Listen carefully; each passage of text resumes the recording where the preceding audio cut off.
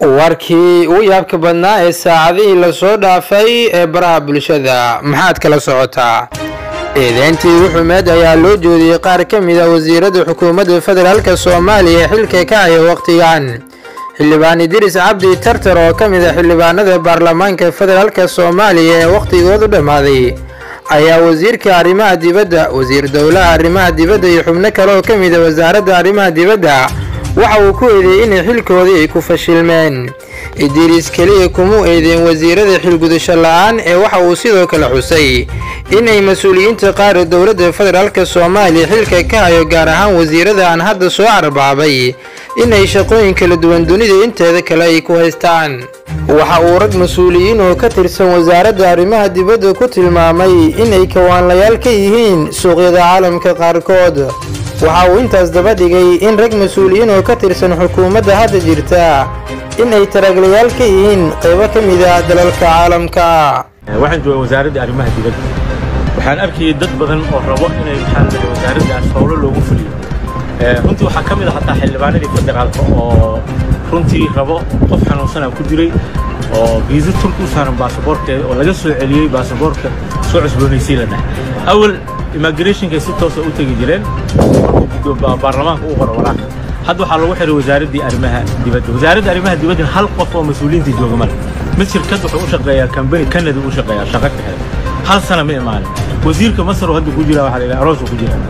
waxa waaye sidaas oo kale madaxdii hoose oo dhammaantood waa wada maqan yihiin 6 bilood ma imaanin. nin waxaan xasuusanayaa wasiir hal sano maqan oo company u shaqeynaya dibadda. waxa waaye waagii Xasan Cali Khayr oo ra'iisul wasaare ahaa runtii wasiiradu wuu kormeeri jiray si kaliis u xafiis ku tagi jiray. hadda waxaa arkaysaa wasaaradaha qaarkood sida qorsheynta oo kale wasiir dowlaha qorsheynta oo kale waxaa leeyahay company shaqo kale dibadda ka shaqeynaa ma imaanin sida oo wasiirka loogu magacaabo. min fadlag dadkaas wasiir ha noogu dhigana nin deegaanka qurax joog wadanka joogay ha laga dhigana diaspora laba dhalasho wad oo markuu arkay siyaasadda inay xumaato uu isaga tagay wadankii nin hal sano maqan wasiir ka waran. qaarkood waxaa la sheegay warshad hilibka inay ka shaqeeyaan, qaarkood waxaa la sheegay transportation baabuur inuu wada nin wasiir oo iska maqan yahay oo soo imaanaynin xafiiska. gabar xanuunsan oo xildhibaanada xogta in baasaboorkii meesha kaliyay ewer ah oo maxaa la leeyahay dadkii tagay dhan oo meesha waxa waaye waxay la yihiin qof ay qaabilaan wasaaraddii hal qof ma joogo. waxaan rabaa inaan fariintaas u diro ra'iisul wasaaraha oo runtii la rabay meesha uu arrimahaas dabagal uu ku sameyn lahaa. annaga xildhibaanadaan nahay xildhibaannimadii hadda maxaa la leeyahay golay waa xiran yahay.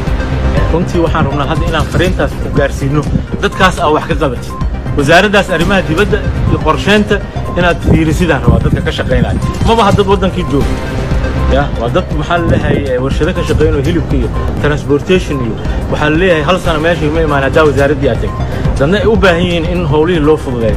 shacabkii Soomaaliyeed waxa meesha jooga wasaaradda arrimaha dibadda hortaagan haddaa aragtid waa yaabaysaa. marka hadalkayga waxaan ku soo gabagabeynaa xilkii lagu imaday haddaad qaban weysay oo isaga tagtay waxaa fiicneed inaad waraaq la keentid aad iska casishay hawshay. marka ilaah laga cabsado lacagaad ku qaadanayso shirkad kalena waa u shaqeynaysaa oo qabaan ah waxaas ilaahay ka cabsada.